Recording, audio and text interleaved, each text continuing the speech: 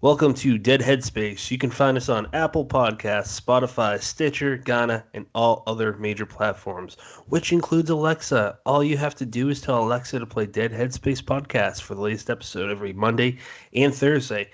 And since there are less than 6 episodes ago, can't remember the exact count on the top of my head, coming next year, mid-January, season 2, where you'll be able to find us on YouTube as well. So more on that later on. I'm your host, Patrick R. McDonough, alongside my co-host, Brennan LaFaro. Say hi, Brennan. Hey, everybody. And today we're joined by designer and author of Devil's Creek, Todd Keisling. Say hi, Todd. Hi, Todd. And author, editor, formatter, and graphic designer, Kenneth W. Cain. Say hi, Kenneth. Hello. And in this episode, we'll mainly be focusing on the recently released, the date's kind of still confusing to me, but I guess it's November 15th, the release of One of Us, the charity anthology, a tribute to Frank Michael Zarrington. But before we do that, Todd, we already asked you in episode 9 when you were first on the show, so we'd like to ask Kenneth first, what got you into horror? Well, a long time ago, I think it was like 4th grade, I had a teacher read me one of the versions of Baba Yaga, and I was just fascinated by that story. And so that, kind of got me interested at a young age. My mom was really into horror, so I was allowed to watch shows like movies like Psycho and The Omen, like when I was very young, and just kind of grew from there, and all the way up until my teens when I read my first King book, and just kept going. Oh, that sounds great. Go ahead, Brian. I was gonna say I love that folkloric stuff, the Baba Yaga. I really kind of did a little bit of a deep dive into that, and I stressed a little bit. It would show up a lot in Mike Mignola's Hellboy stuff, and I thought that the way that kind of weaved into his storytelling was really neat. Did you follow up with that kind of folklore aspect of horror, or is that just kind of the start of things? I did. I actually paid tribute to that story a little bit. I think it was in my collection, Embers. I wrote a story. I think it's called Under the Old Chicago Swampland or something like that, where it's kind of like an alien version of Baba Yaga's house. So instead of chicken legs, it has giant serpentine legs, and Baba Yaga is an alien instead of a murderous alien instead of a witch. So yeah, I mean, I love that story. Just I was always more fascinated with the house than I was the aspect of the witch. Just a house running around on chicken legs just kind of stuck with me, and I'm just fascinated by weird stuff like that. That'll grab your attention. A house running around on chicken legs. That'll do it. Yeah. I just like I like horror, but I also like the weird aspect of it. Like you mentioned, like in the new Hellboy movie, they had a Baba Yaga, and that was like my favorite part of that movie. I didn't catch that one. Any good, worth watching? Yeah, it was decent. I wouldn't say it's my favorite movie, but it was decent. I liked it. Nice. So as far as your kind of beginnings in horror, at what point did you decide you wanted to kind of become a storyteller on that? Well, I was like it was like 2007. So I've taken a lot of writing courses at this point. Like I took writing courses in college and in high school. But like 2007, I had a job. It was just one of those awful jobs with an awful boss, and we were in the midst of that recession. And our major client was Hershey. We did the packaging for Hershey candy bars and stuff. And they were moving all the Hershey work to Mexico. So we had like no work. And my boss was like, try to look busy. And I was like, okay. So I just started writing. And that's when I got into it, got back into it, and just kind of focused on right then and there, just focused on trying to make a career out of it, Now, is there a point where you decided that editing was going to be a big piece of what you decided to do with it?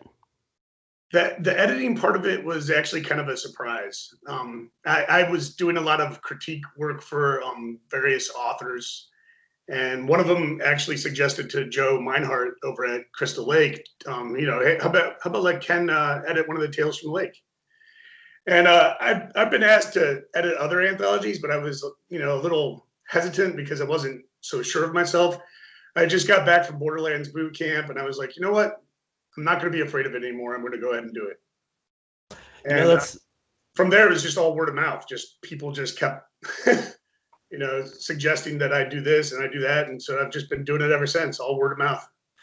That's interesting. For those that don't know, I started really focusing on my writing in 2014, and it was weird. I don't know why, but I first fell into the other side of the world's indie writing scene, which included mainly England and Joe Meinhardt. I don't know why those two, but I was just attracted to everything they were doing, and the whole time I've been following Joe and his career, you seem to kind of been in a situation similar to what you are in now with Silver Shamrock Publishing, which is that of a main editor within a very, in my opinion, very successful indie publisher. So how's that feel? It's incredible. I mean, me and Ken, we get along so well, talk almost every day, it seems like. And, we just appreciate each other's, attitude towards writing and publishing and everything. And so I think that we just gel well. And again, that was all word of mouth as well. I mean, I don't know. Ken's told me several people who recommended me, and I'm very grateful for it. Yeah. I mean, I don't know how you can't be grateful for that. So, but again, it was like all kind of unexpected. You know what I mean? I'm sitting here one day and he contacts me out of the blue. Hey, how would you like to edit this? And I was like, sure. And it just snowballed from there, I think he has his ears and birds all over the place. So you just don't always know who's telling him what, and that's not anything but a compliment. That's what you're supposed to do as a publisher, I would think. Now, how's it been working with? I know you just kind of went over it, but specifically with Silver Shamrock, because since you guys came up with the first anthology, it seems like 2 or 3 books come out every month. What is that like? How do you have time to write for your own fiction? Well, for a while there, what I was doing is I was, because as you know, like when I did Midnight in the Pentegram, I was also at the same time doing Survive With Me. Can we talk about that super quick? Just a little shout out for that one. Yeah, this is by Alien Agenda Publishing. Just came out. So I did this for Glenn Rolfe. He asked me if I could do this while I'm editing Midnight in the Pentegram, and one of us, he asked me if I could do this, and I was like, my God, another charity anthology. So I was like, I can't turn that down. Right. And so I just got into it, and you find a rhythm. For a while there, I was trying to do like a story from each every day. And then it got to a point where I just started learning, because I'm also editing all the books for Silver Shamrock. Yeah. So at one point I had like 8 books going at once, plus 2 of my own, 2 that I'm trying to sell of my own. One that you guys read. Yep. And then another one that I sold to another publisher that I can't mention yet. But well, congrats. Thanks. So I'm trying really hard to work a little bit on every project and every day. And then I just finally got to a point where I go, you know what, this is going to be a one of us day.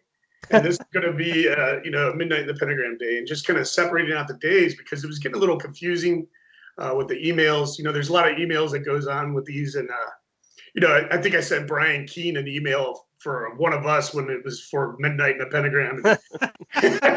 He's like, what are you talking about, man?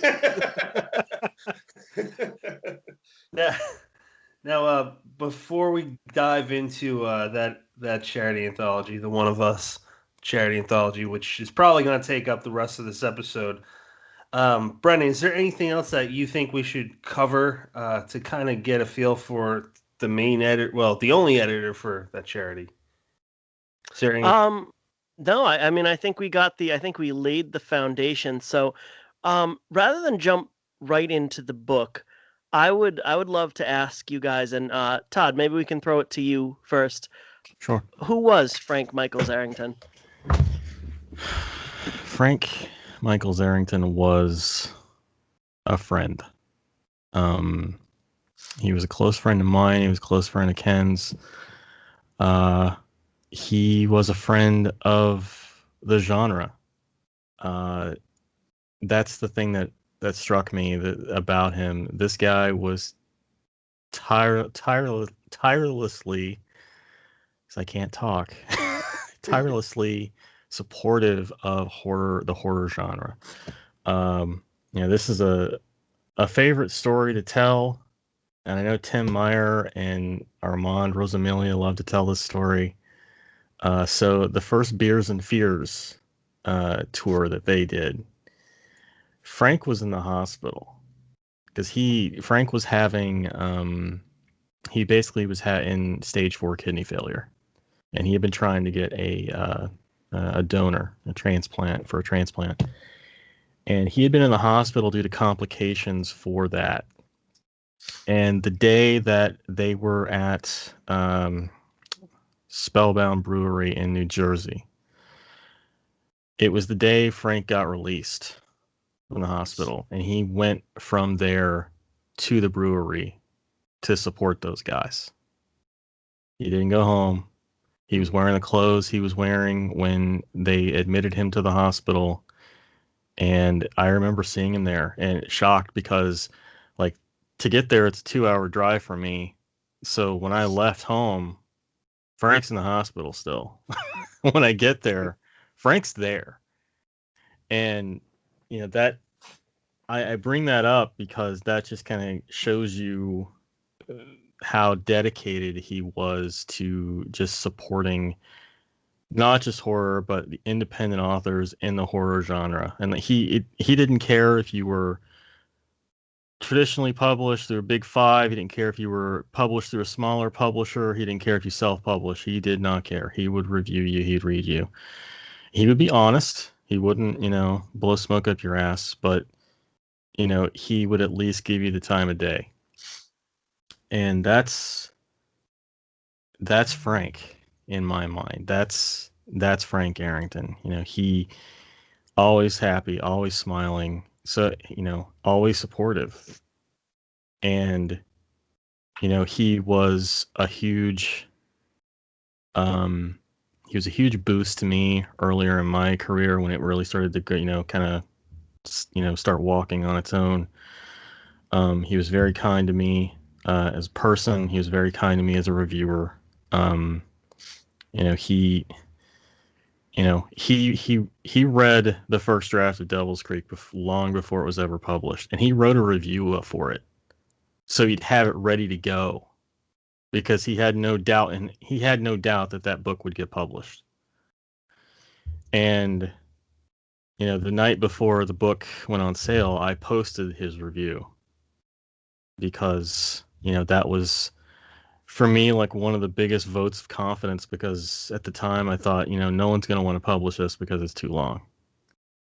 And here I have, one of the more well-respected members of the horror community telling me this is a slam dunk.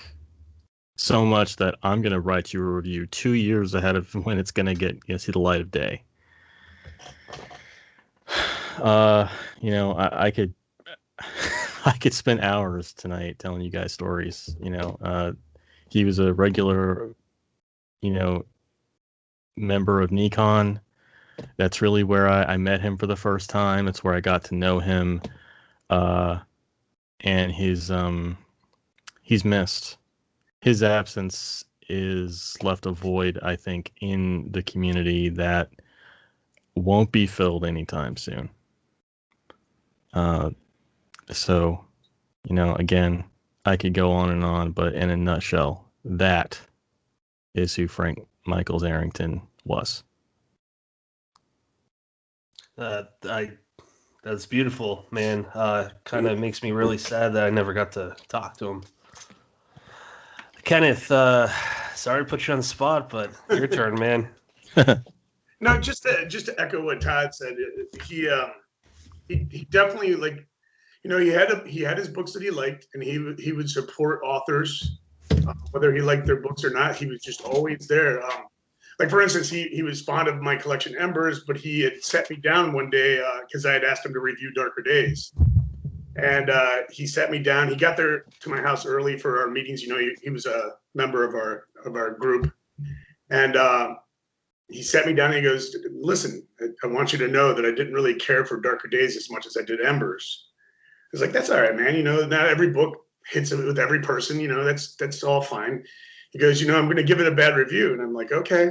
And then, I guess he felt like I was upset with that or not. I don't know, but he was like, "Listen," it ended up not being a bad review at all. But he was like, "Listen, how's Season in Hell doing?" And I was like, "It's not, it's not hitting as well as I thought because I don't think the sports theme went over as well with horror fans as I thought it would." And that night, Frank went home and he posted his review everywhere, did everything he could to promote A Season in Hell, just to try to get it some momentum, and that's the kind of guy he was. But even more so, I'll tell you, like, putting out review requests for one of us. This is something that Todd doesn't know, actually, because I haven't told him this. But so many reviewers have gotten back to me and said, absolutely, Frank was there when I was starting reviewing. Frank was there to offer me advice and tips, help me get started. And you're hearing this whole other side of him that you didn't even know about. And it's just amazing. He was just there for everyone. I don't even know how he found the time to do it. That's awesome, Ken. Yeah, isn't that great? Yeah, that really is. So he was just a good guy. Just sometimes I walk up the past to come downstairs to go to my office, and I look over, and it's almost like I still see him on that couch. He had his spot on the couch. And he always had this, like, we do live readings, and every once in a while you just say the right combination of words for him, and you get this really coy grin. Like a sinister grin. So he'd cheer for you when if you in your writing and you're reading something aloud at the meetings, and he would get so excited. He would cheer whenever he would hear a phrase that he loved. And yeah, I'm getting chills thinking about that because he was passionate for the craft and the art of it. And the people. Absolutely the people. Speaking of the people, I can't really zoom in to see the cover itself, but it's a picture of Frank. Let me see if I can. I don't know if those are all exclusively pictures of him or if they're. Yes, they are. Okay. He is in every single one of those photos, and most of them were taken by him. Oh, okay. So, can you tell us a little bit about that? Who came up with the design? I did. How'd you settle on the pictures, so forth? Obviously, when I mean, to put a book together about Frank, obviously Frank's smile had to be the focal point. And I was going through his Facebook profile one night, just trying to come up with ideas, and I was thinking, this has kind of got a bit of like a scrapbook feel to it. That was kind of what I was imagining for the interior. And I guess I started looking at these mosaic photographs, they're composites of all the different photos, how they all kind of make up one image. And so I just started downloading photos. I downloaded probably all of the photos on his public Facebook account. I went to his blog. I got some from Tony Tremblay's page. Thank you, Tony. I basically got as many as I could, and then I took it into Photoshop, did some Photoshop magic on it, and was able to come up with that central image. And it was just Frank. He would always be taking pictures at conferences. He would always be taking pictures at cons. He would always be taking pictures at events. He would always be taking pictures at our monthly HWA meetings. And I've got one of the first pictures I have of I think it's the first time we met in your basement, Ken. We're all there sitting on the couch. Frank's there, but he's on his phone. Because he had just taken a picture. And so, it was one of those things where it was obvious, but not like I knew Frank was always taking photographs, but I didn't make that connection until I really started going through his photos. And, I decided to give it a shot and took it into Photoshop, did some color manipulation on it just to kind of bring it out. And, yeah, that's pretty much how that cover came to be. All the photographs in the book are either from him or several other folks who donated their photos to be used in the interior. There's like well over 100 photographs in this book. And you did that very quickly. I mean, you put that cover. I mean, you just knew what you were doing. It seemed like. I mean, thanks. Then everything went according to plan. Like at it. It's like, wow, that's awesome. Thank you. It was it just seemed very quick. I mean, he almost seemed to have the mindset of what he wanted to do going into it. So it was great. That's awesome. While you were telling that story, Todd, this just came to me. I'd like to know if it's possible, if you can pick one or, however many you want. For the two of you, what's your favorite or group of favorite memories of Frank? Ken, if you don't mind, I'll start. Okay. Okay. So my favorite memory of Frank is one that I shared in the foreword.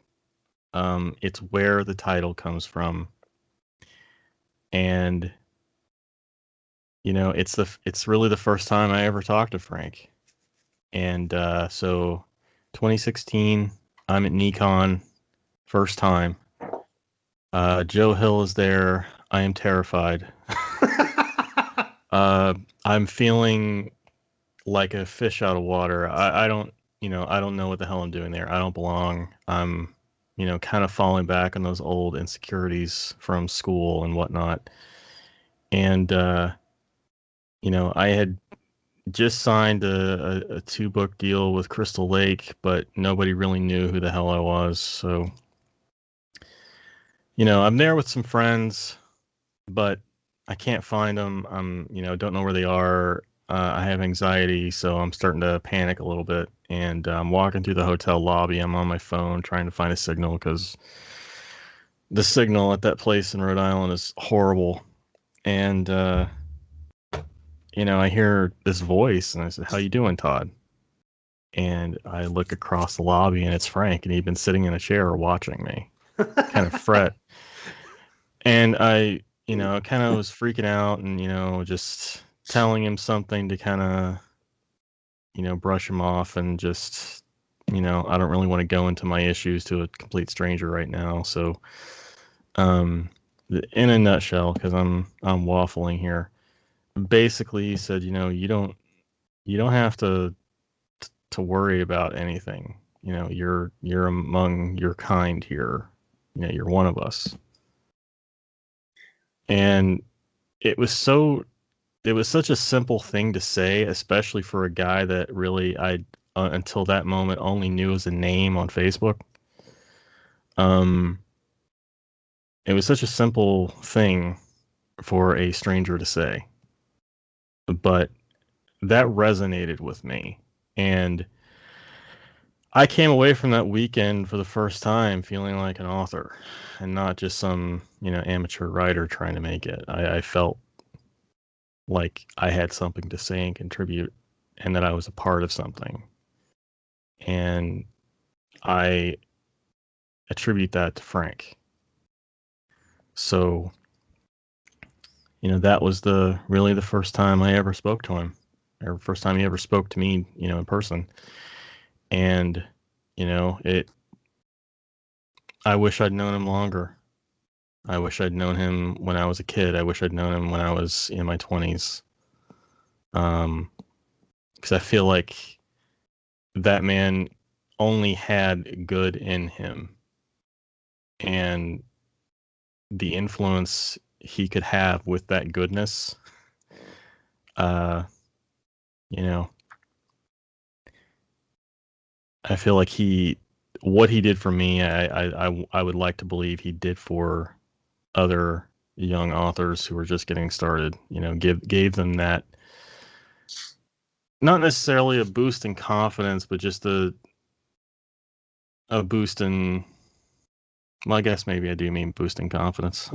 Just a means of believing in themselves a little bit and just kind of relaxing and thinking, you know what, you do belong here. You know, you're not the weirdo here. We're all weirdos here.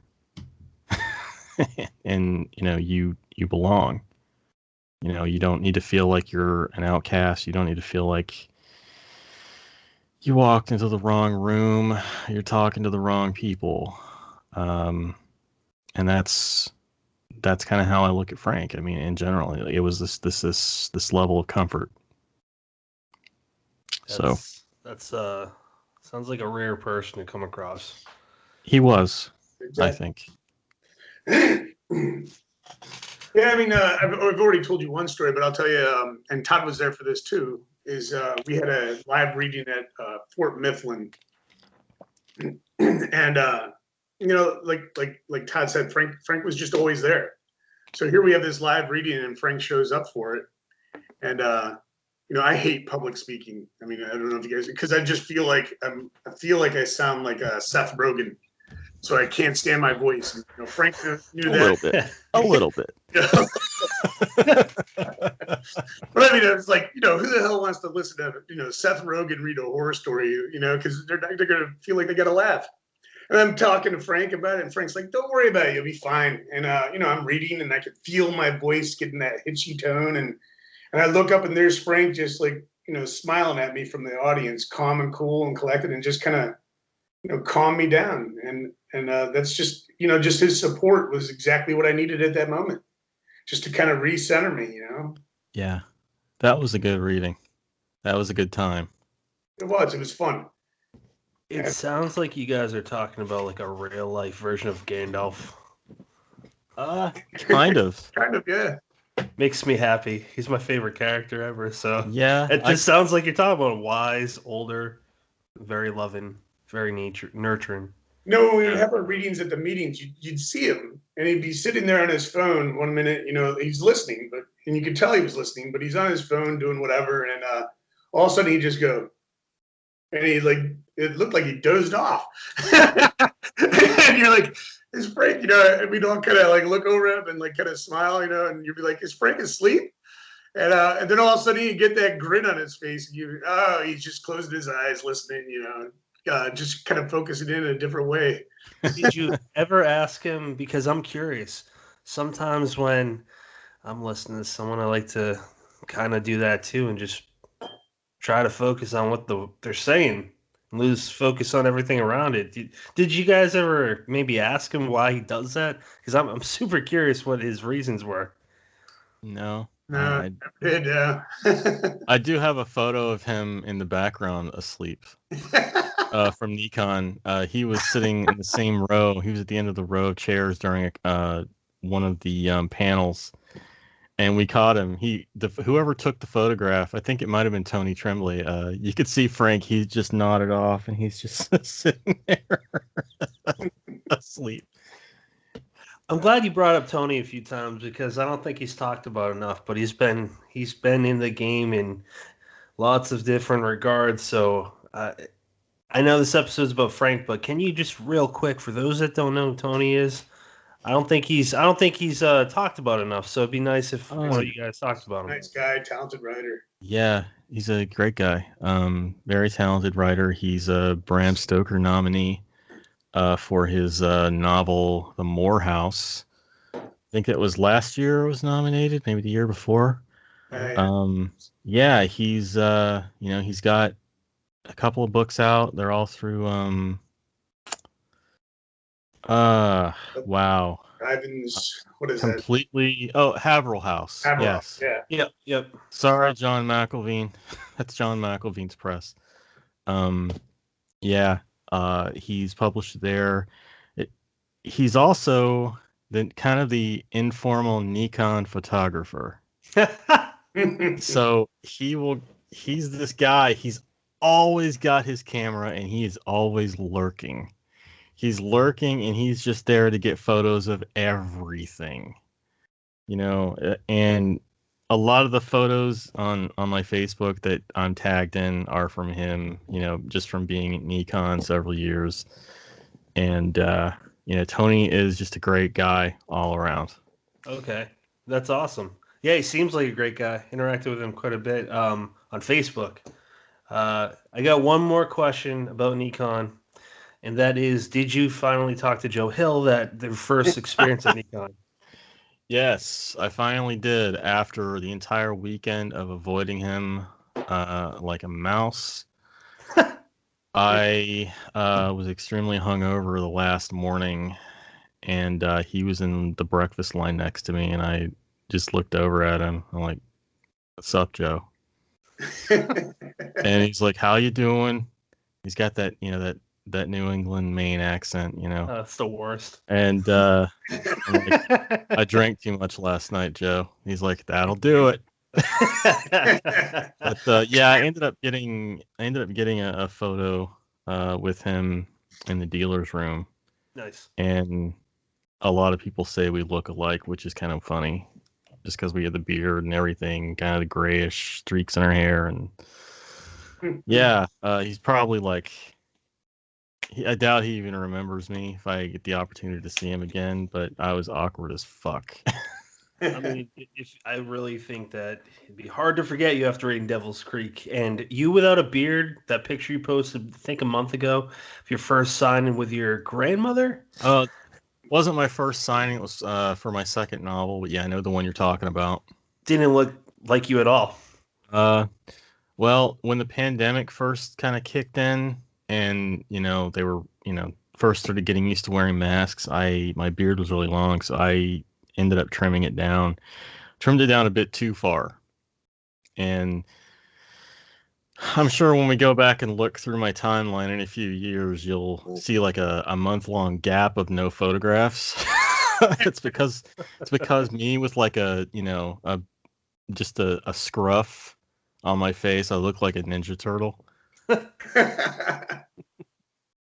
Brennan. I want to go back real quick to the stories about Frank you guys were sharing. What I took away from some of the memories you shared was just it almost seems like the best that this community can be epitomized by one person, and especially Ken, what hit me was the way that he read your collection and said he was going to give you a bad review, didn't necessarily care for it, but said, how can I build up this author in a different way though? What can I do for this person? It's that, and you both said it's that love of the genre, that love of horror fiction and the people who are associated with it and the people who create it, and you want to do whatever you can to get more of it, to support the people who create it. And one thing, Todd, that I'm just so curious about, and we'll never know, is how intentional was that moment? He I don't know if it's going too far as to say he changed your life, at least in that one small way, but how much of that was him just being a kind person, and how much of that is saying I can do something good for this person? And again, just kind of creating that confidence that leads to an author being able to, go further and create in this genre that he loved. Yeah, Brian, that's a question. Unfortunately, I can't answer, but I love the implication of it. Yeah. That's. He deliberately wanted to help writers. I mean, even if he didn't Yeah. like the book, he liked the people. Mm-hmm. And he would go, I mean, and that shows. I mean, let's be honest. Like, not every review he put out there was a 4 or 5 star review. No. And the response to one of us was overwhelming. And I'm not just talking about the names that you see in the book, but dozens of names that you don't see in the book that wanted to send something or couldn't send something, or it didn't work out, or you know what I mean? There was just so many people that wanted to contribute. Well, I mean, a guy comes to mind. My friend Anthony Rapino has a story in the book, and we sent Frank Tony's collection, Greetings from Moon Hill, when it was released, and Frank didn't care for it, and he gave it I think he gave it 3 stars, and his issues were fair. It's not like Frank wasn't an unfair reviewer. I mean, he would actually give justification for why he was, giving the reviewer felt the way he did about certain stories. It wasn't just, I didn't like it, this sucks, here's 2 stars or whatever. That wasn't Frank. So, he didn't review. I mean, I don't think 3 stars is a bad review. He just wasn't like super in love with it. Right. And still, when I told Tony that we were putting this together, I encouraged him to submit something, and he's like, "Oh, absolutely. Frank was a great guy." It wasn't. Again, Frank he was professional. But he was also friendly, and he was also a champion of the genre. Period. It didn't matter if he didn't particularly care for something. Like with the situation with Ken and his second collection, he still wanted to support, and he still shared links about the book when it came out and everything. Yeah. And I think it's saying something that, here's an author who got a lukewarm review from Frank, but still wanted to support this thing in tribute to him.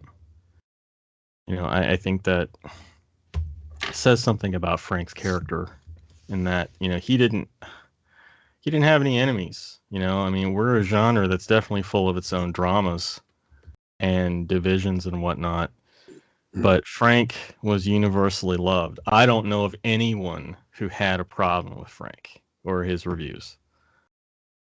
So I mean, here's the interesting part about this is, I told you I was working on 2 other anthologies at the time. So when we discussed doing this, I was very adamant about wanting to limit the submissions. I didn't want to read, hundreds and hundreds of submissions. So my rule was that, to start, you had to have been reviewed by Frank in order to submit something. And so I put up, I went through like 5 years of gathering email addresses, whatever email addresses I had or I could get. And which obviously wasn't everyone, because some of the writers I didn't know or I didn't have contact info for. I went through like 4 or 5 years. I ran it by Todd, the names, and sent those emails out. And I said, hey, if you know anyone else that qualifies, spread the word. And the word got around, and pretty well. But there were people that didn't qualify that wanted to send something in, and I think there was a few that we let in for other reasons. But generally speaking, we stuck to our guns about that rule. And imagine if we had let all those other people in, we probably could have made a 500,000 word book here. It would have been multiple volumes. Yeah, it would have been crazy. Now, so we kind of skirted around the edges a little bit. We talked about, who Frank was, and we talked. You already talked a little bit about how you chose contributors, but tell us the story of beginning to put this book together, deciding you were going to do it, and going from there. Oh wow! This is definitely your idea, so. So I remember. So we were kicking around the idea of doing an anthology for our Pennsylvania chapter. And our Pennsylvania chapter also doubles as our writing group. We call it the Mid-Atlantic Dark Fiction Society, or MADS. And because we're Pennsylvania, we were thinking about, what was it, like Revolutionary War themed? Yeah. Yeah. Like that. And I wasn't admittedly too keen on that. That's why I put the stipulation that there could be no ghost stories, because that's your challenge. Do something original, not a fucking ghost story. And Laurel Hightower is gonna kick your ass if she that's hears fine. this. I love Laurel. She's cool. Hey, Please don't kick my ass, Laurel. anyone who doesn't love Laurel can go fuck themselves. Let's throw that in one episode. I second that now. So we kind of like set like a deadline, and I don't know. I remember talking to Summer Cannon. She hadn't started her story yet. I hadn't started mine. And then Frank passed away in May 2019. And everything kind of just fell to the wayside. You know, I don't know, everything kind of canceled our meeting. We, you know,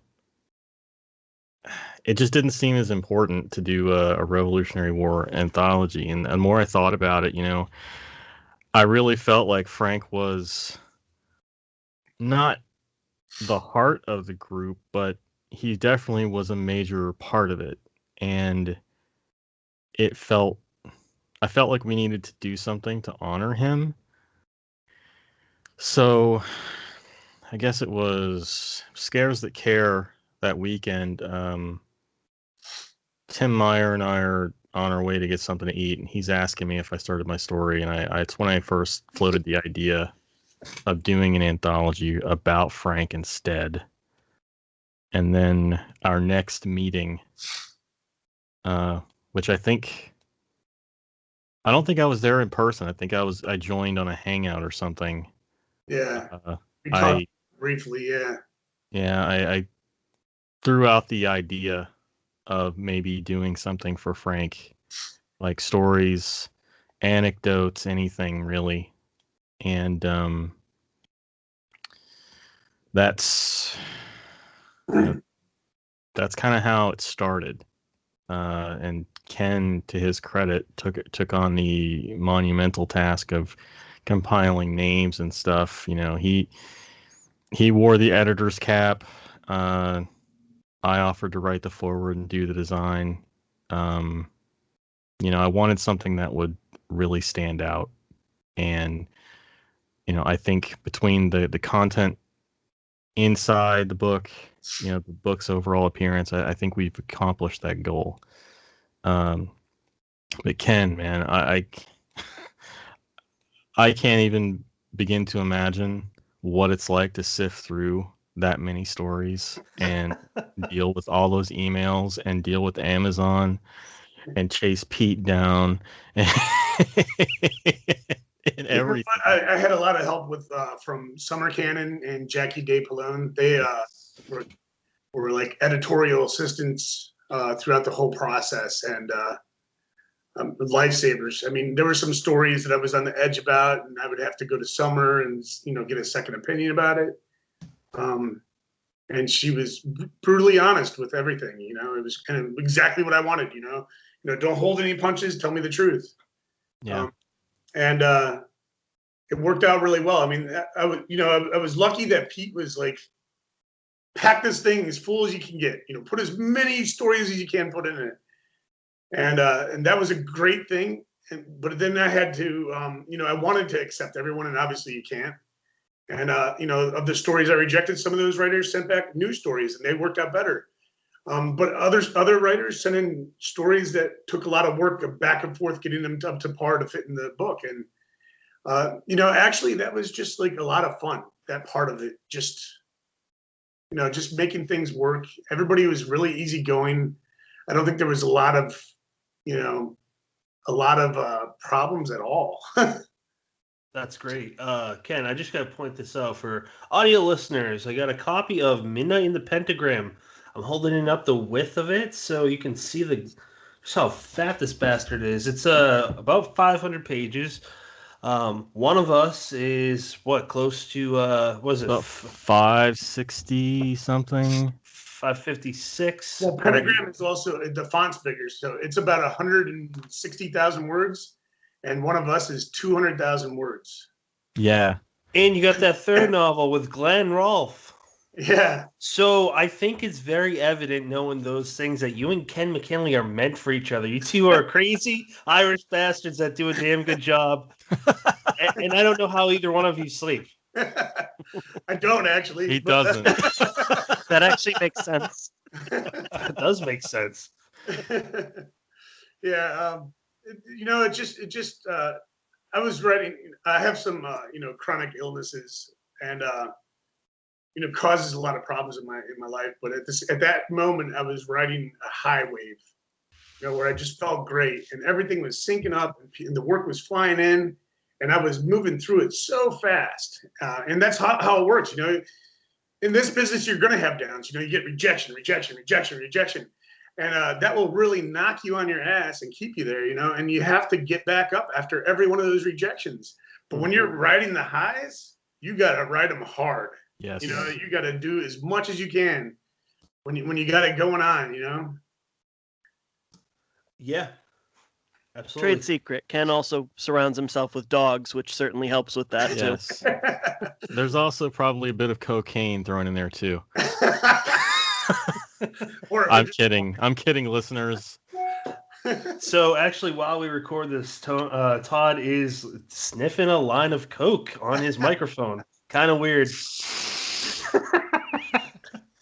Now, obviously, it's a tribute anthology. We've established that. It's a tribute anthology for Frank Michael Zarrington. However, I still wrote this down, and I think this could go in a different direction than I'm thinking. So what is this charity about? Well, as Todd said, Frank needed a new kidney. I'm going to interject there, Ken. I mean, it wasn't just that he never got it. There was just this long road of anguish watching him over several period of years, like basically beg for a donor online. And there was one point where he actually had a transplant. He went to the hospital expecting to leave with a new kidney, and they botched the handling of the organ. So it was no good. He needed it, and it was like Todd said, it was just he would get a port, and the port didn't work out, so he got another port, and he would just tell us all these things that was going on. Every meeting there was just something going on with it, and it was a bit heartbreaking to watch. And so we needed a charity, and we found the American Transplant Foundation, and that seems to fit the bill pretty well. So every cent goes towards that charity. Yes. Everyone, yeah. That's amazing. So for whoever's listening to this, if that's not a good enough reason, then I don't know what is. That's pretty awesome. And Amazon even has the paperback on sale right now too. They knocked $1.50 off or something like that already. Yeah, so let's talk about that, because before we started recording, it seemed like you had an interesting story as to why the release date was a little in the air. So there's this guy out there. He used to publish under Stephen King, and it caused a whole lot of problems because same name as Stephen King. I don't know if it's his real name. I've heard claims that it is his real name. Anyway, they made him add a middle initial to differentiate between the two, and for some reason they thought that's the guy we were publishing, and Amazon was just like, nope.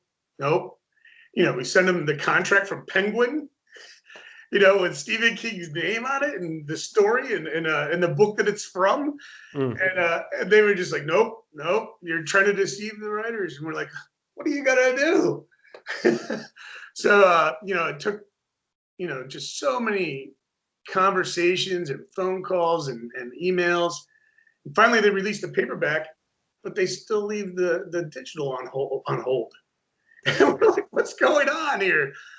And, because obviously if you release the paperback, the ebook should be no problem. But they literally just released the ebook right before we started recording this. Yeah.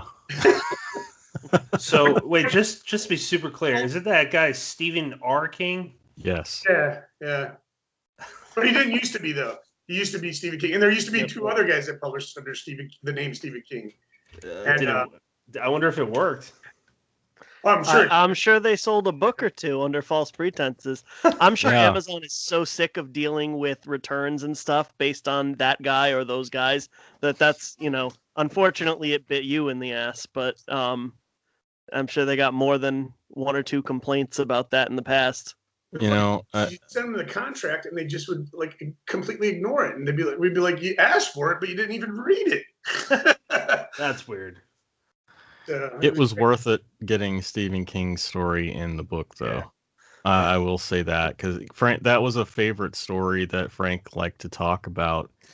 Is he got to interview King when Frank was a radio DJ for a long period of time, I guess back in the 80s or early 90s. And he loved to talk about interviewing King during one of his publicity tours. So it was Tom Dede actually who helped us make that happen. So shout out to my boy Tom. Oh, nice. I love you, Tom. I miss you. another really nice guy in the genre. Yeah. That's fantastic. Although don't call Tom Dede the nicest guy in horror. He'll get very upset and maybe punch you. Sounds like a conflicted message. So no, it's just a little joke between he and Tony Tremblay. They basically share the title of nicest guy in horror. Oh, okay. I'll make sure to call both of them that, and hopefully they're in the same room. Then we'll have a fight. So on the table of contents, there are a few authors. Now it makes sense why Stephen King's not on the first of that list, but I got to name a few: Stephen R. King, Richard Chizmar, Alan Baxter, Mercedes M. Yardley, Christopher Golden, Dong G. Gambepko, Stephanie M. Witovich, and so many more. The list I read is just like all the, it's like the A-team. So it's pretty awesome that they came together for this. Yeah, I mean, honestly, Tom Dede, give him credit for the Stephen King, but also for a lot of Richard Chizmar and Josh Malerman and Paul Tremblay and there's just so many. Lee Murray, he helped get a lot of those at the end. I mean, writers who had contacted me already and said that they were going to send something in, get this long window, and maybe they forgot it or got wrapped up in other work, and Tom kind of tracked him down and was like, "Hey guys, let's get something over there real quick," and it just started coming in at the end there.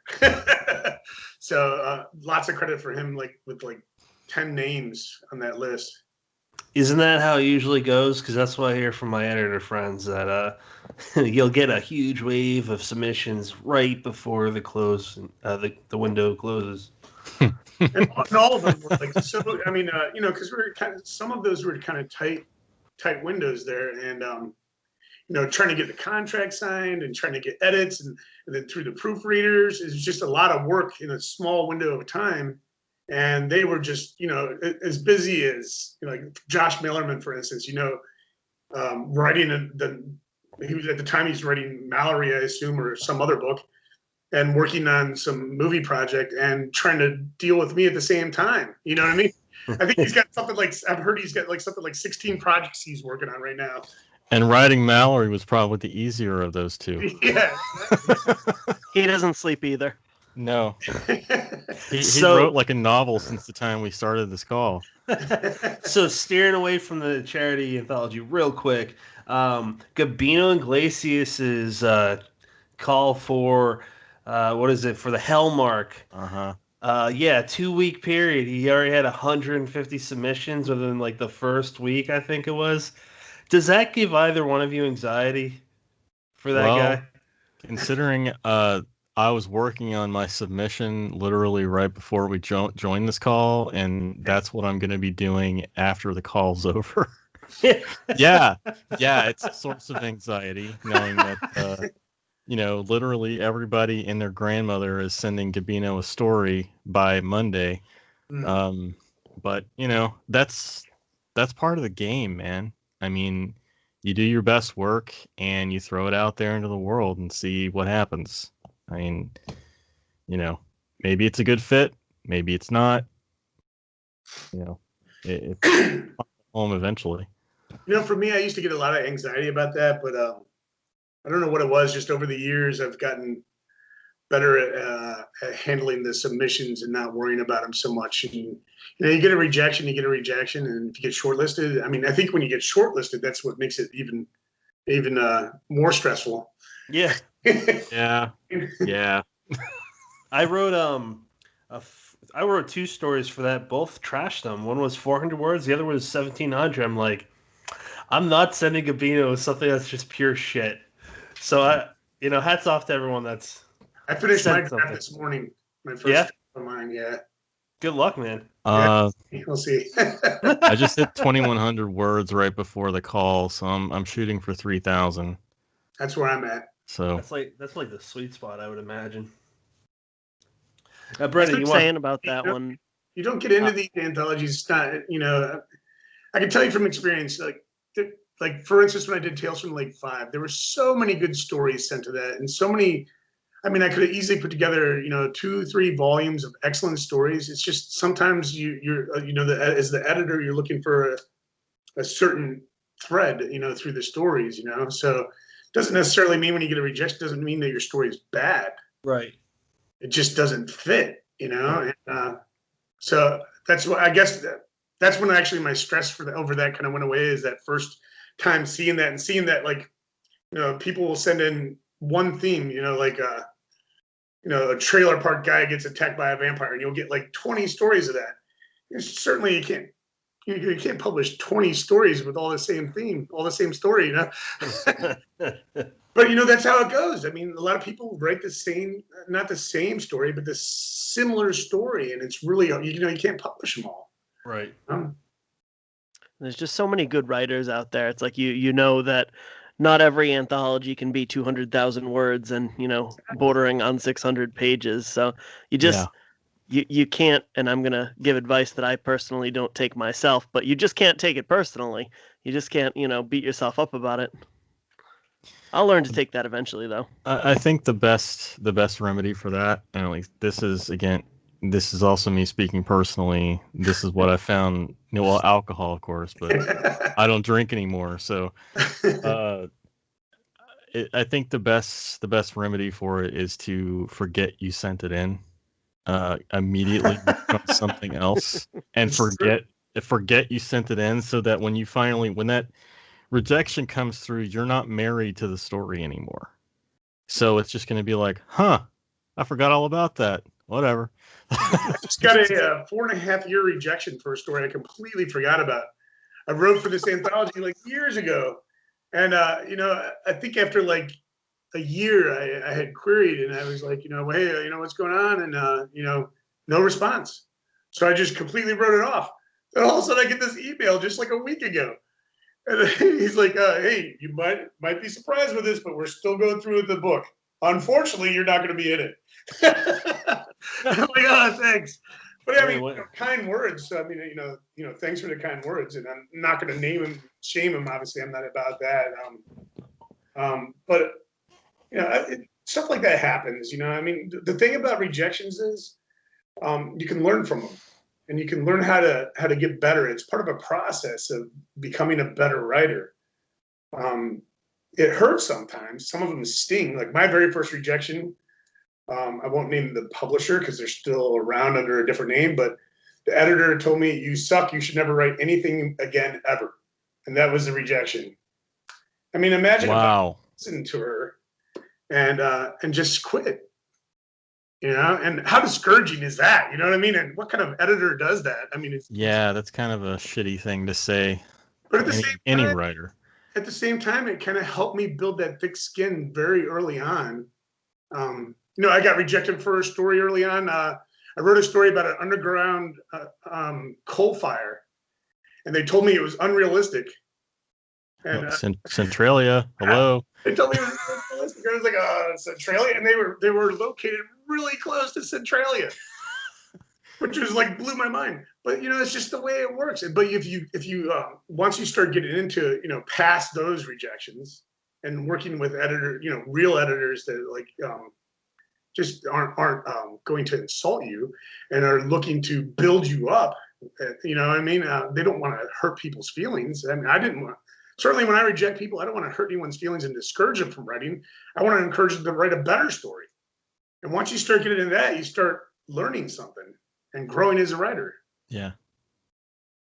I would certainly imagine that once you get that you suck and you should give up forever, the next rejection probably does not cut as deep. No, not at all.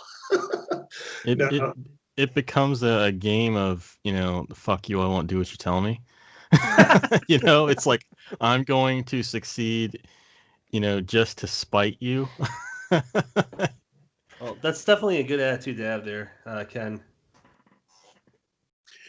Positive one, not the one that Ken said. Yeah. That's just, I think that's what we got to do as a community is, I see a lot of this, people cutting each other down and trying to tear each other apart, and everybody makes mistakes. I'll be honest, if everybody was perfect, it would be a boring world. And we should be lifting each other up instead of cutting each other down all the time. Just, there's an old saying, if you haven't got anything good to say, then don't say anything at all. Yeah. It happens between authors, reviewers, and pretty much anyone that's, it's insane. And there's nothing, with a bad review. Like Todd said, bad reviews, it legitimizes your work in a way. Not your work's not going to sit right with every single reader. Yeah, I won't name her or the book, but I this year, I think it was, or last year, I can't remember. This lady wrote a book and was bragging about how one of her chapters is 150 pages, and all the critical, constructive criticism she got, there was no rock bottom. It kept getting worse. It was a train wreck, fighting everybody, and it was a good lesson for newer authors to not do that ever. I felt really personally attacked when I started out too. Like, they don't like my book. Oh, I'm not using the best words I can use because I'm fucking new. But say something nice. Like it's weird. And I agree, Todd. That does become a fuck you, I'll do what I want mentality. Yeah, but you also have to look at it like this. It's like this is something I've kind of taken on in recent months, especially with the negative reviews of Devil's Creek, for example. It's like, well, then it wasn't for them. No. It's not, they're allowed not to like it. And there are plenty of books out there that I don't care for that everybody loves. It's just they weren't part of the audience. So, it sucks they're going to leave like a 1 or 2 star review because they found it too scary or too gory or whatever, but at the end of the day, it's like, well, again, they weren't part of the audience. Right. So now I need to go and find more of the audience who would enjoy it. Devil's Creek, and I'm not saying this because you're on, but Devil's Creek is in my top 10 easily, dude. It's so good. Thank you. It's such a good book. Personally, I apologize for the 1-star review, but in my defense, it was too scary. Why book like this thick? Wait till you read Tim Myers. I can't wait. I cannot wait. In my horror novel, really. Word count with these guys. Tim's got me beat when it comes to the word count, guys. Can we know anything about Tim Myers' upcoming book, like title or word count? Like summer. It's long. I won't say how long because that may change it, but it's long. It's longer. I will say that it's longer than the first draft of Devil's Creek. And that was what, 170,000 words, I think you said? It was a little bit more than that, yeah. Jesus, man. Yeah. They're both awesome books. Yeah. Well, I can't wait for that. Me and Brennan, as soon as we saw the information be posted by Ken McKinley in that fun tease way, we were both like, all right, well, this is like the book to read next year. See, and that's the cool thing about Silver Shamrock. Like, it sounds like I'm promoting them, and especially it really does. It doesn't sound good considering that me and Brennan are going to be on a new podcast with them next year. But like, I was a fan first of the publisher, for a reason. They're fucking good at what they do. I want to jump in real quick here. Brennan, congratulations, by the way. Yeah, congratulations, man. Oh, thank you, both of you. I appreciate that. Let me get ready for you now. Welcome to the... yeah, work the hell out of it, man. Welcome to the family. You know what? I'm very much looking forward to having a publisher I respect the living hell out of put out my first book, and I know that having Ken edit it is only going to make a story that I love the story. Now I want to just make it good enough that everybody else will love it too. Yeah. And I know having Ken on board is going to help me with that. Ken's really thorough, and he's gonna make you pull your hair out. Then people won't be able to tell the difference between me Love and you, the Ken. All you white bald guys look alike, Brennan. One thing I'll say about Ken McKinley is he loves the genre. He loves putting out good books. Yeah. And he's passionate about it. And I think that's something that you can tell the good press publishers when they have that kind of backing like that. And there's a lot of them that are like that. They're just really passionate about it. They want the best of everything. They want it to be special. They don't want it to be just okay. And hey, I'm not going to edit it. I'm just going to slap a cover on it. Any old cover that I make myself and publish it. They want it, edited. They want as few mistakes as possible. They want an incredible cover. I mean, Ken's putting out, money for a Keelan Patrick Burke cover, and Keelan does awesome work. And that's what he wants. He wants quality work. I agree. To add to Keelan, the comment about him is there should really end up being a book on his covers alone one day, man. They're so fucking good. Just heard Bob Dion. I should mention him because Bob does all the interior artwork now. That's really, really nice. In Pentegram, he did the illustrations in that. So we're talking just real quick to ask one question that I probably should have known already, but there's a lot of covers that I love. I think Keelan does all the ones for Silver Shamrock, right? Now most. He does most, not all. I think we had one by what's his name? Clark. His last name's Clark. I did the cover for Devil's Creek. Yeah. Oh, yeah, your wife took that photo, right? And an illustration by Chapman, right? Greg Chapman did the painting, and I did the design. My wife took a photo of the Devil's Creek sign that's on the inside and stuff. But I pulled the design duty on Devil's Creek. And I did the design work on Cricket Hunters. Oh, for Jeremy Helpler. But Clark did his last name's Clark. I forget his first name. I'm sorry because there's just a lot of names going through my head right now. But his last name's Clark. He did the illustration for the cover. Oh, okay. Ron Kelly's book too. Ron Kelly was somebody else. Alex McVeigh. Yeah. And that one was just mostly just me recreating stuff. So it was already kind of put together. So yeah, that's Alex McVeigh and another artist. I forget his name, but they're credited on the inside of that one. Oh, Zach cool. Zach McCann, right? Yeah, Zach McCann. Yeah. Yep. Very cool looking illustrations on that book too. So just one thing I wanted to touch on for Silver Shamrock was the thing that I found neat, and I still find neat, is the covers themselves. I love them. Every book is judged by their cover. I mean, it's bullshit to say otherwise because you go in a bookstore, if you don't know the author, you see a cover, you're like, I don't know about you guys, but that's literally how I found a lot of books that I really like. There's one that, and I'm not going into the story itself, but the cover itself, I don't see too many people nowadays doing covers that would resemble a book or a movie from the 60s, specifically the Body That Follows, I think, by Rob E. Boley. As soon as Ken showed me that, I was like, I think this is pretty fucking cool because it's got the text on it about how it's like pervasive. What is it? I was going to say pervasive. That's not the right word. Provocative? Yeah, provocative. Perverse? Whatever the actual text, I should have got the book before I started this. I just think that's kind of neat because when I told him it reminds me of something I'd seen a 60s or 70s book or film that's dead on accurate. He pretty much echoed, and he does that with a lot of the better 90s covers, some from the 70s and 80s. I think that Ken is someone that in his company with you guys, especially someone where you can be like, oh, I can start learning about why it was so great a few decades ago. And it's just, I think it's helpful to newer guys like me and Brennan. He's So big on the '80s look. I know that when we first started, he was we were talking about who to get to do covers, right. and he was so big on that '80s look.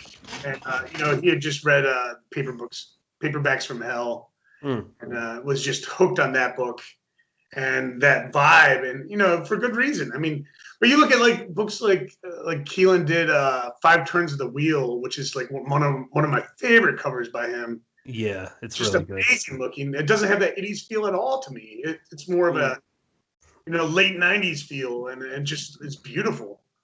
Yeah, I agree. Yeah. Brennan, sorry, go ahead, Todd. I was gonna say, just gonna add, Keelan's work is fantastic. Yeah. I got mad respect for his skills. Mm. All you, Brennan. Okay. We went off on quite a tangent there. I actually want to take us back to one of us, if that's okay with everybody. Of course. Yep. So when you were hauling in contributions, I wondered, did you make any kind of conscious effort to get a pretty good balance of stories, anecdotes, and poems, or did you kind of just throw it to everybody and say, do what you want and I'll make it work? It was more the latter. I mean, obviously there were some stories that didn't have the right feel for the genre that I was looking for, and those stories didn't work. And then I would put it to the authors. I'd be like, hey, if you want to send something else in, go ahead, and kind of try to describe what I was looking for a little bit more. But it got down to like a lot where, with original stories, with a reprint, it's a whole different game. I'm going light on edits for reprints because you don't want to insult anyone, but you also don't want any mistakes. But with the original stories, sometimes you'd get one that would have like just this great idea that was almost there, and so it was just a lot of back and forth for those kind of stories, trying to make them work. I didn't want to. I mean, it's a charity anthology for somebody that we all love. And I didn't want to just outright, reject people if I could avoid it. You know what I mean? I wanted to try to include everybody, and that was one of the things that Pete was really big on. He's like, I want to include everyone, and I was like, well, let's not get crazy here, not everyone. But that was what was great about it, though. And they, a lot of them I'd worked with before in other projects, and they had an idea for how I worked and what I looked for. And so a lot of them were just really easy to work with because of that alone. I had worked with, several of them that were in Midnight in the Pentegram or Midnight in the Graveyard were also in this. Like Todd, I'd worked with him with Devil's Creek at that point, and I worked with him in Midnight in the Graveyard. So he knew what I was like, and he knew what I was looking for, and he knew what would, how we'd work together. So it was great, just having that ability for people to, I had this, you can ask Todd, the first time you work with me, you get this huge, long email. Uh-huh. And it's grown over the time. Every single time. Like people are starting to get used to working with me, so I don't have to do that so often. Yeah. So it's nice, and they know what to expect, and they know what I'm big on, like I'm a big Oxford comma guy, so I'm like big on that, and I'm always going to flag that, they know those things. And so they'll work on, fixing those things so that I don't have to flag them, which is great. Got it. So anybody who is submitting to Midnight Beyond the Stars, use those Oxford commas. Yes. Perfect. Make Ken's life a little easier. Or don't. I don't know. Do you? Fuck you. I won't do what you tell me. Those are pretty good lyrics from a pretty good classic band from the 90s. The thing about editing is it's a lot like writing, but in a different way. Like when you're writing, it's a constant process of learning and building and becoming better, writing a better story. But editing is the same way in a different way. It's so much easier to pick apart somebody else's story than it is to pick apart your own. I could pick apart anybody else's story, but when it comes to your own, it's so much harder to kill your darlings, like Stephen King said. And because you're holding on to those words, you're like, that's great. I'm not going to get rid of it. And it just takes those passes before you go, yeah, that doesn't fit. Like you guys know, you read From Death Reborn, and if you read it again, you'll realize it's a completely different story after your beta read. Oh, nice. That's great, and I appreciate. I appreciate that from both of you, honestly. Oh yeah, great, helpful advice. But I can't wait to see what you do with it. It was. I'm just gonna put this out there, man. I was like, I didn't hold back, man. I just I treated it like any other beta read. But I told Ken, I'm like, I want to work with you guys eventually. So I don't know Cain well enough to say he might get mad, but clearly that's thank God not the case. No, I tell you what, I went to Borderlands boot camp, and you cannot walk through those doors with a thin skin. I had Tom Monteleone look at me and tell me my story sucked right to my face. Oh, jeez. And you got to be able to take that criticism and say, he's not doing it to hurt my feelings. He wants me to write a better story. And that's all it's about, and I'm not like that as an editor. Anybody who's worked with me knows that I'm not going to get in your face and say, your story sucks. Yeah. I just want to make it better. And that's all it's about, and that's it. But it's a totally different path. I mean, they're both similar, but they go outward, That reminds me of something that one of my instructors in college, my first creative writing instructor I ever had, that was like one of the first classes. He said, he's outlining kind of like what the process is and how we do group critique and everything. And, it's okay to say that you think a story sucks, but you have to be prepared to advise on how to improve it before you say it sucks. Yeah. You need to be able to give constructive feedback, on something, how do you think this could be improved so that it doesn't suck? Right.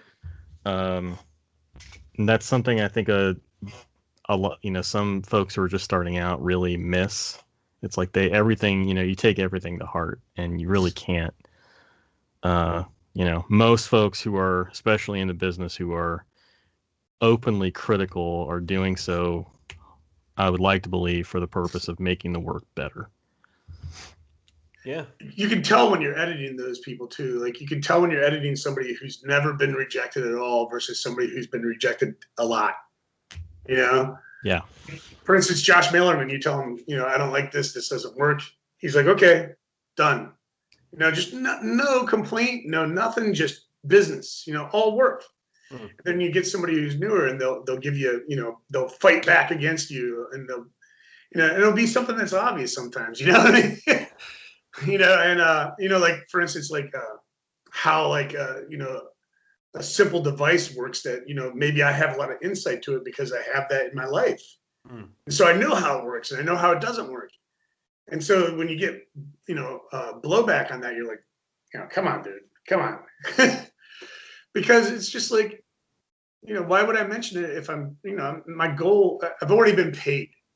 Right. My goal is to make the story work, not to tear you down as a person. Whether or not your story is successful has no bearing on whether or not I get paid at all.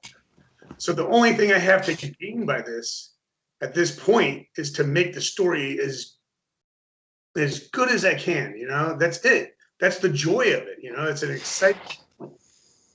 Sounds like Frank, going back to him, was kind of, I mean, you both said it. That's what he did. He wanted to make everyone better.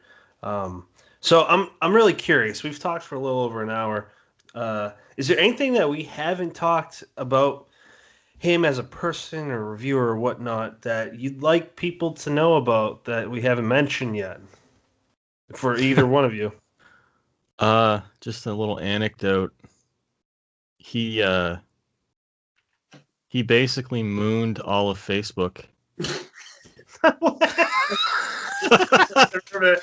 This requires some context, but yeah, that's what he did. He slipped and fell down the stairs. Yeah.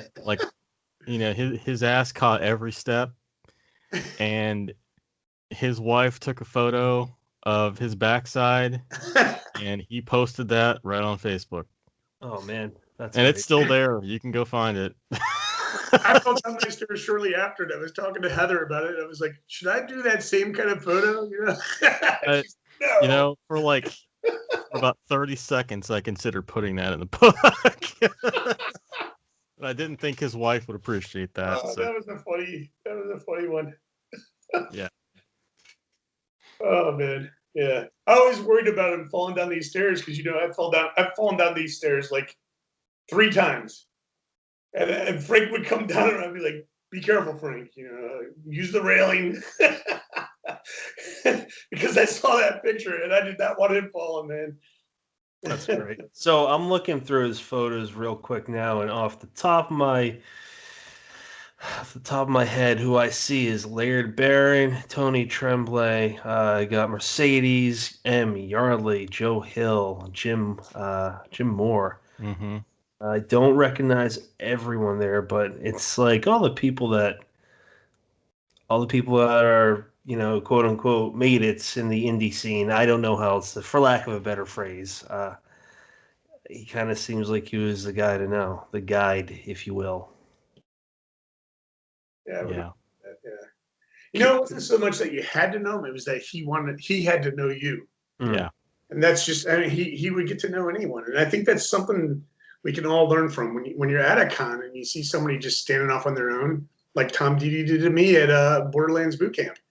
I had a bad sinus infection. I was off on my own a lot because I'm a little nervous of a guy, and Tom came and talked to me. Just that kind of person.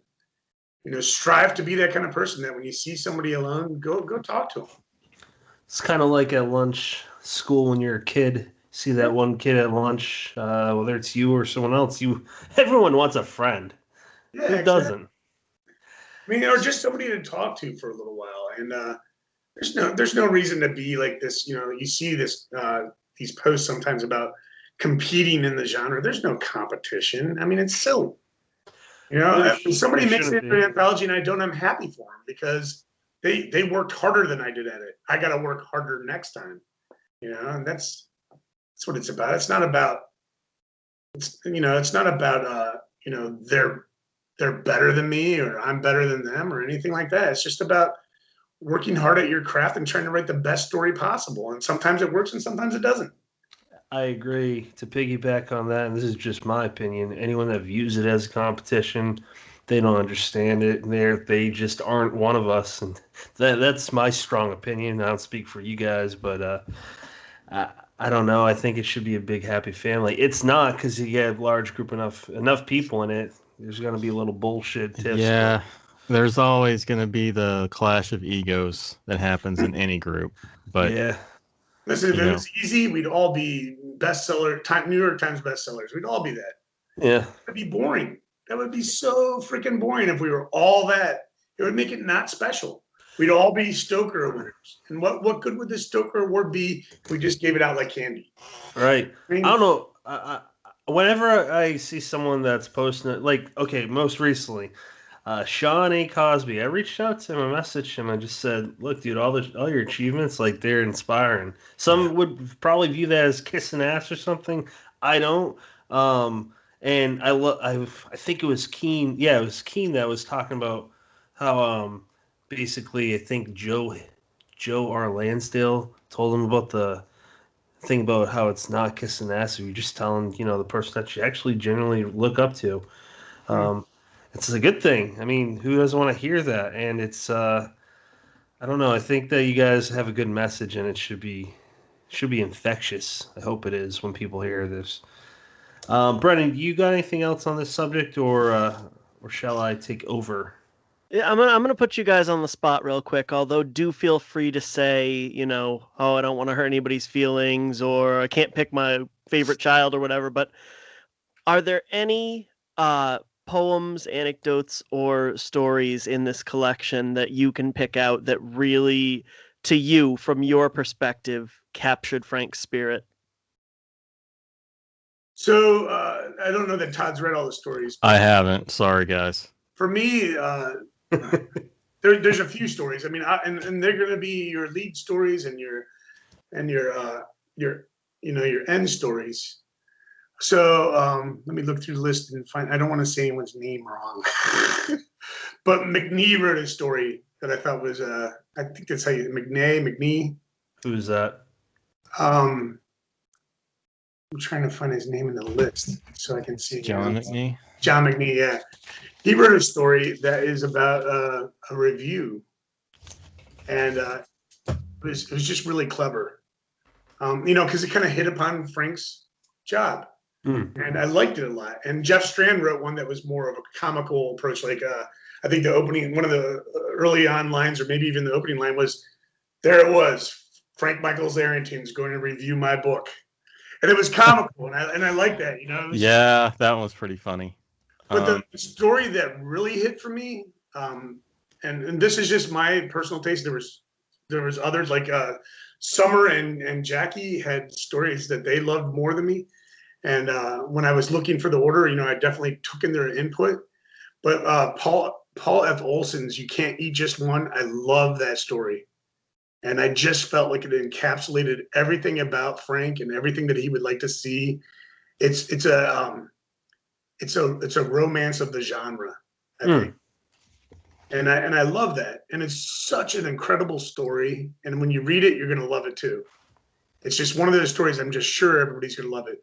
And they like Matt Bechtel's story, Summer and Jackie, and I loved it too. Matt Bechtel's story is it's a reprint, but you're going to love that one too. I mean, the thing about this is that there's so many good stories in this, and it's one of the things that I talked to, and you can ask Todd and Pete both. Constantly along the way, I'm like, guys, there's so many good stories in this book. You're going to love these stories. There's so many good stories, and poems too. And it's just so incredible the effort that these writers put in. There's literally something for everyone, but I am just saying that these stories are incredible. And these writers went out of their way and worked really hard with me to get the stories to be the best they could be. There is one I'm going to shout out. It's a poem by Shane Douglas Keene called Subliminal.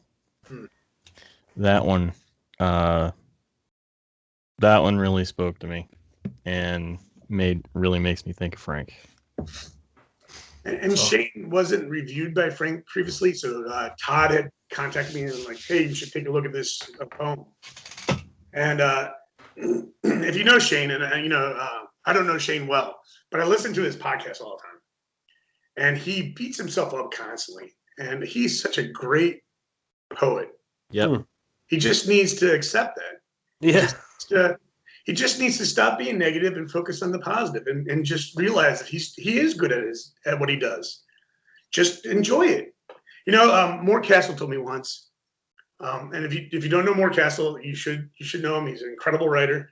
He said, you can have all the awards and all the praise and all the great 5-star reviews you want, but it doesn't mean anything unless you love what you're doing. And that's all that really matters. Wait, you're talking about Mark Cassell of Shadow? He wrote Shadow Fabric? No. Yeah. He's a little older, and he blurbed one of my early on collections, and he's just if you haven't read him, go check him out. Mort Castle. Oh, Mort. Yeah. Yep. Okay, clearly I have a hearing problem because that's how you said Mark Castle, and that's how it's a mispronunciation of his surname, but we're not talking about him, so my apologies. He's one of those guys, early on in my career, him and Gene O'Neill and Billy Sue Mosman, they kind of all took me under their wing and offered me advice, and that's what it should be. Take people under your wing, offer advice. Don't tear people down, and don't, if you haven't got anything good to say about them, just don't say anything at all. Just try to help people. There's no reason that we all can't be successful at this to different levels and everything, to our own ability. And they taught me that early on, and that's what I'm going to push forward doing the same. That's what I'm all about, and because of them. So I owe them all the credit in the world. I absolutely feel that from both of you, actually. You both have been very kind to me personally. Before I even really was known by anyone. And I was in here in the writing community for like 6 years, and I didn't really know too many people. But you both have been always very kind. And to add to that, Joe Meinhardt, he's always been very kind to me and everyone that I'm aware of. Yeah, Joe is very inspiring with that as well. I mean, I've known him for a lot longer than Crystal Lake. I knew him back to the days of forums. So a long time ago, back when we didn't have Facebook, we had MySpace. But what's a MySpace? A failure. Yeah. I don't know. MySpace Tom's like cruising the South Pacific on a private yacht. So that dude's a photographer now. Yeah. Tried to get him on the show too. Did not reply to me. That's the thing. We all start out somewhere. We all have our bumps and bruises. Yeah. I started. I self-published a lot, and my bumps and bruises were out there for everyone to see. I didn't hide them. But all along, I said from the start that I just wanted to get better at this. And I think that that's all anyone wants to do. Don't get complacent. Don't get complacent with your writing. Challenge yourself. Try to write something better. That's all it's about. Stephen King didn't sit there and go, "Oh, I wrote Carrie. I'm just going to write, 20,000 more books just like Carrie, exactly the same writing skill and never get any better at all. I'm just going to cash in." No, he obviously wanted to grow as a writer and change and evolve. And that's what makes writing exciting, is that we do evolve and we try to write different stories and things that are unique. Mm-hmm. And, they say, John Dixon once told me, if you don't know John Dixon, excellent writer, he said, people make fun of the Twilight books all the time. He goes, but they were successful. They hit their target. They hit their market. Did exactly what they're supposed to do. And I can tell you for a fact they hit with my daughter, and it bridged the gap to horror. And that's what they should do. So, kudos to those books, you know what I mean? So why tear them down? Why? What's the point? What good is tearing that down? And I've joked about them, obviously, but people say you can't write a book about a sparkly vampire. Well, damn you! I'm going to write a good sparkly vampire book that blows it out of the water, because that's a goal. That's a goal now. You want to write something different that just surprises people and shocks them, and those are the stories that make a difference. Like, right. I'm listening to The Cipher now by Kathy Koja. Oh, that book, man. Fucking fun hole. I'm sorry, I don't know if you're allowed to curse on this. I've been cursing all night. Too late now. Actually, we don't allow fucking cursing, Kenneth. God damn it, Kenneth. What the fuck? It's so awesome. No. Just such a great, and the way it opens is just right into action. Yeah. Boom, right there. Right from it's the start. Very clear why that book won so many awards. Yeah. And so, that's a heavy book. And the narration on it is incredible. So if you read the book, get the audiobook, because you're gonna love it. The Cipher's actually one that I wanted to read next year. Kathy expressed interest in being on here, and awesome. Yeah, and because I made a post that I didn't think most people would reply to, and Kathy fucking Koja replied. I'm like, can you DM me? And I'm like, we want you on next year. So The Cipher was absolutely one. I haven't read it yet. I just looked it up. The Twilight books have sold over more than 100 million copies worldwide. So whether like a small fraction of people are shitting on it or not, well, guess what? Over 100 million people love it. So yeah, I'll admit, if I was editing that, I would edit the hell out of it. Yeah. Right. But it wasn't meant for me. It was the target audience. And I think it also stands as a perfect example of, you can be the greatest writer in the world, but still be a shit storyteller. Stephenie Meyer is not the greatest writer in the world or this universe, but she wrote a good story. Yeah, it's compelling. Yeah. Yeah. So before we leave the conversation of why we're here tonight, one of us, is there anything that you guys want people to know kind of a repetitious question of Frank or the anthology or anything that's I haven't even asked yet that's related to this. I think we've covered most of the bases. Okay. Here's the thing: a lot of people put their blood, sweat, and tears into this book. Yes.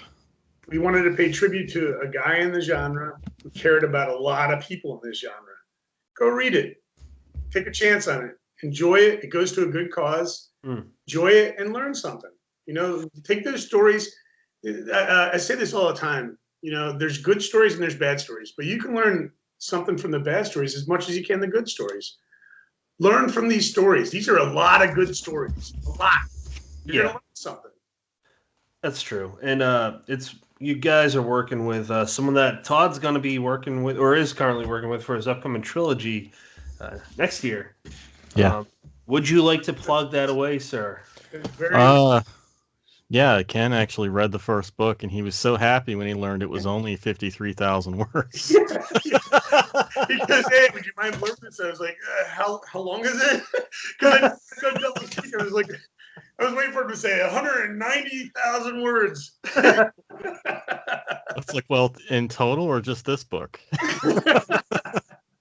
Yeah, the Monochrome trilogy gets released over the course of next year, starting in March with A Life Transparent, book 1. Book 2, The Liminal Man, follows in June. And the final novel, Non-Entity, will see release in September 2021. Fantastic. And is there anything that you guys are currently working on that will be released?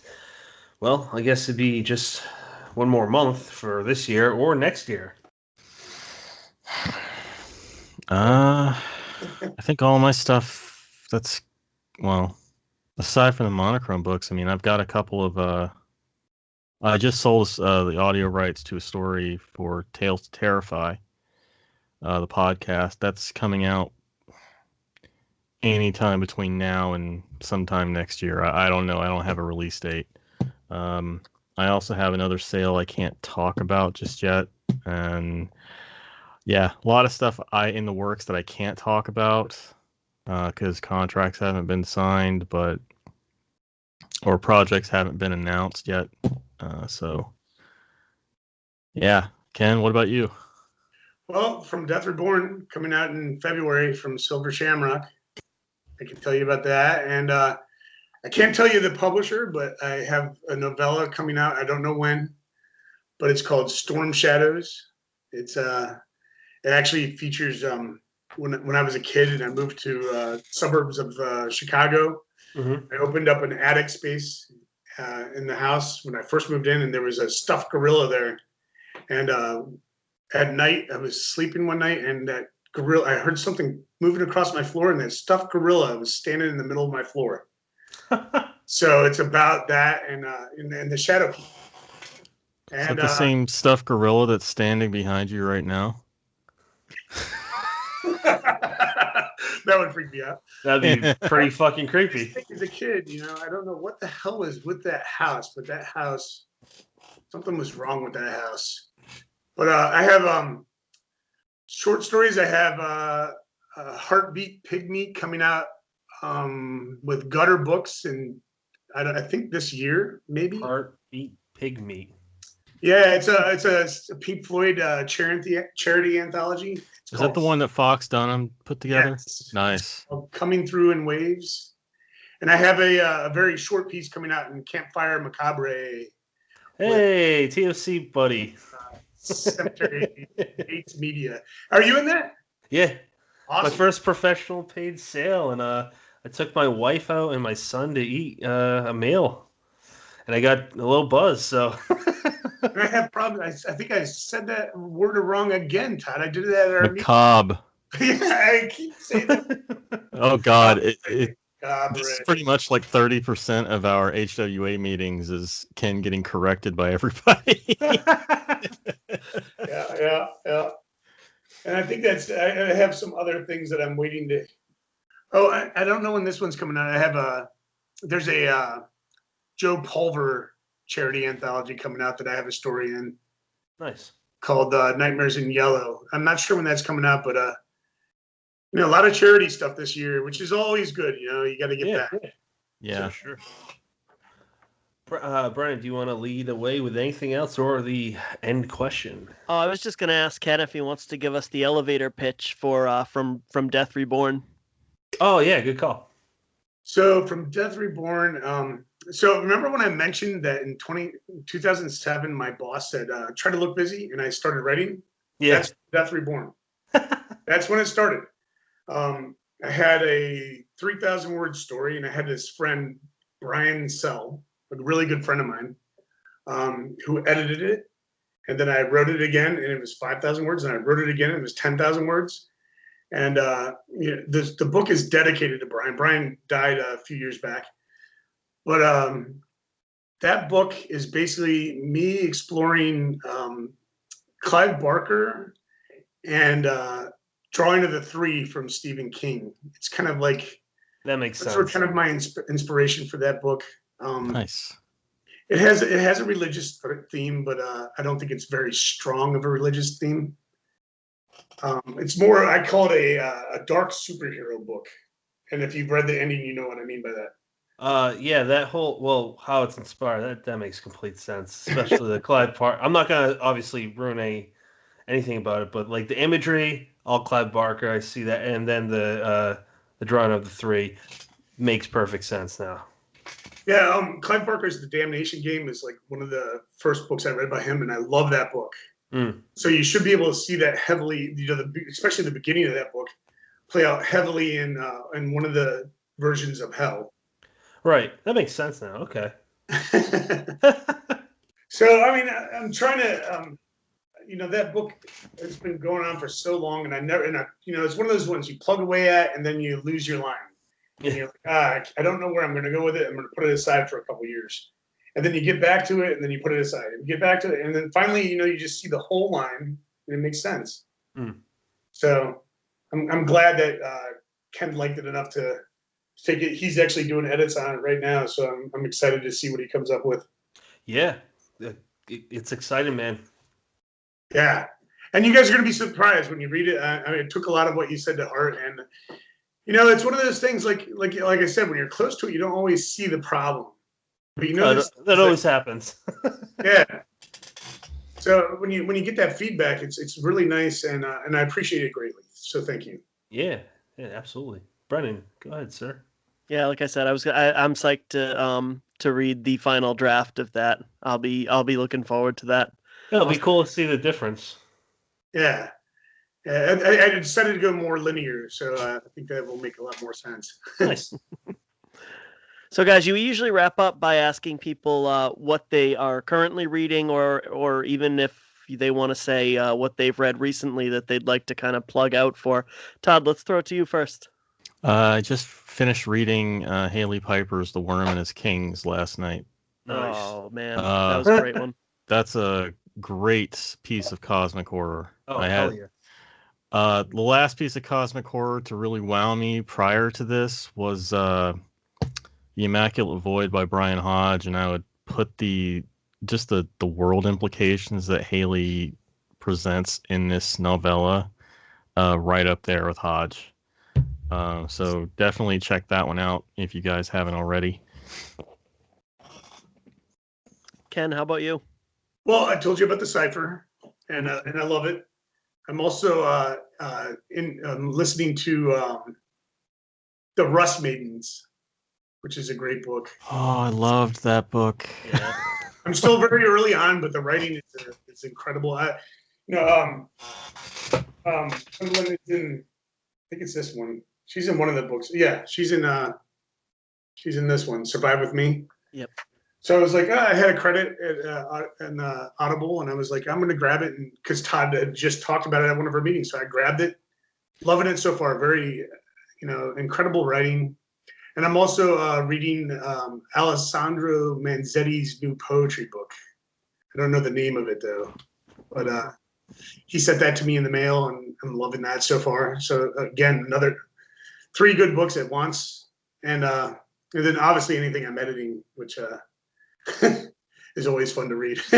Just slower reads there. I would imagine The Rust Maidens is a great Audible read. The prose in that book is just It's gorgeous. There's something about the way she writes that just like it's so soothing. I listened to the audiobook last year when I was commuting to work. And yeah, it's one of those that I didn't want to get out of the car. I just would sit there for like 10 minutes and just to keep listening. That's the same thing. I usually listen to it when I mow, which I have to find because now that it's winter, I have to find another thing to do to listen to it. But I would be sitting there on the mower, just letting it run, just listening to it, sitting still, Yeah, really incredible writer. Looking forward to getting back into that. I'm really into the cipher now, so I've kind of pushed that to the front. That's awesome. Pat, how about you? What are you reading? So I'm finishing up. Actually, this is a good time to throw this in there too. I'm finishing up Ghoul. I don't know how many pages I got left, but I'm going to be done with it by tomorrow night, which is just in time because Brennan, myself, and Ken McKinley are putting together a new podcast, 1 episode per month. It is basically a book club / round discussion of, you guessed it, horror classic books. What the title is, Brennan and I don't even know at this point. So I think Ken's. I tried to ask Ken before the show. I'm pretty sure he's just holstering it to do some kind of surprise because that's you the want kind to of talk about somebody who doesn't sleep. Yeah. No Seriously. shit. So the first book we'll be talking about is Brian Keane's Ghoul. After that, well, you'll have to listen to it or skip to the end to find out what episode 2 is. But we're just kind of all over the place with the horror classics. It's not like, oh, it's Frankenstein, Dracula. They're going to be fun. Just to name some authors, I won't say the order because, again, we don't even know, but Robert Bloch, I know, was discussed in there, as was Ronald Kelly. And there's a whole list that Ken has, and I'm like, haven't heard of half these people. So for myself, and I'm sure for Brennan, it'll be educational. So I'm finishing up Ghoul. And I'm finishing up Aaron Dries and Mark Allen Gunnell's Where the Dead Go to Die. That's it hit hard for me. I'm not done with it yet, but it made me think of my son, and I did not like those thoughts. But I also love them as a horror reader, so I'm a little conflicted. It's a great book. It's just heavily driven by emotion, which I think is the point. It's a really good book. Yeah. I don't want it to sound like it's not a good book. So, Brennan, what are you reading? First of all, I'd just say that plug was absolutely shameless. I don't give a fuck. It's my show, not yours. That's true. That's very true. I just finished up A Place for Sinners by Aaron Dries this afternoon, and that is I went online and I said, I think in response to that, Jesus fucking Christ, and Aaron came on and he quoted it and he said, "Yeah, I'm gonna get this tattooed on me," and that's really 250 pages after I put that up. I really don't have anything to add to that. It's a violent, dark, twisted, scary book. It's really something else. And I'm also kind of midway through Sina Paleo's Santa Muerte, which is a little bit more toned down. It's got gang violence, but it's YA, so I mean, and it's almost anything I've read this year is toned down compared to that Aaron Dries book. Yeah, Aaron tends to he cranks it to 11 and just leaves it there. Aaron's a great guy. He went to 11 like the first couple pages and then held it there for the next like 350. Yeah. I bought Survivor by J.F. Gonzalez, and when I was waiting for it, and then when I actually held him, like, I haven't felt this since I bought Jack Ketchum's The Girl Next Door. So I got many emotions for that one because you're talking about cranking it up. I've only heard that one is cranked up to max. Which one, the Ketchum novel or the Gonzalez novel? Gonzalez. I read Ketchum's Girl Next Door. I listened to The Girl Next Door earlier this year for the first time. Oh, man. And Dallas actually read it in the recording. Oh, wow. And that book destroyed me. I did the same thing this year, actually. I listened to the audiobook. Yeah. Went back to it for that reason, but same thing. Yeah. It's a tough one. It's a really tough one. Yeah, definitely There's some a lot of triggers in that one. subtext there. There's a lot of subtext in that story that's Yeah. really, really interesting because it talks about, like, in a way, it talks about our true nature as human beings. And sad. It's scary. Extremely sad. Yeah. So where can people follow you guys? I mean, I'm everywhere. I'm in your house right now. Like Santa. Yeah. Right behind that gorilla. No, Right. I'm all over social media. Todd Keisling, at Todd Keisling on Instagram, Todd_Keisling on Twitter. My website's toddkeisling.com. My Patreon is patreon.com/Todd Keisling. I think you see a trend here. Just Google me. Yeah, I'm surprised you didn't say I'm the man in your garden. Yes, I'm the man in your garden. But Watching me I'm right just now. at KennethWKane.com. You can all my social media links are there, and I'll make it easy on you.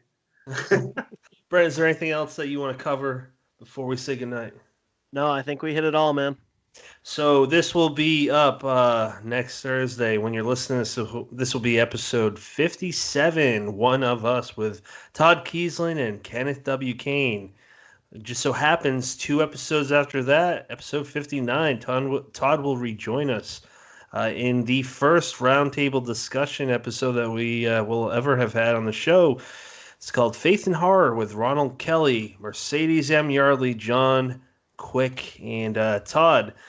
Me and Brennan are probably going to just listen for the whole thing, but it's basically a discussion about 3 people that are, I would assume, heavily religious, that write horror and dark fiction, and Todd Keisling. It was his idea to come on, well, not him to come on, but someone that has a counterbalance to faith-filled humans that also write horror. So I was like, Todd, why not you? And because he's the perfect candidate for it. So it'll be interesting, you heathen. Hail Satan. That should be interesting. And the link for the book to order it, paperback or Kindle by the time this is out, One of Us, a tribute to Frank Michael Zarrington. That will be on the show notes. We'll have it on Twitter. What the fuck is it? I don't remember our Twitter account. There's an underscore in there somewhere. Dead_Headspace. Nailed it. We encourage everyone to buy this. Me and Brennan are going to. It goes to a good cause, but when it's available for you, and when it's available now, isn't it? Yeah. Yep. And we've at the beginning again. I'm just rambling on. Buy the fucking book. Have a good night. Have a good day. Good morning. Have a good one.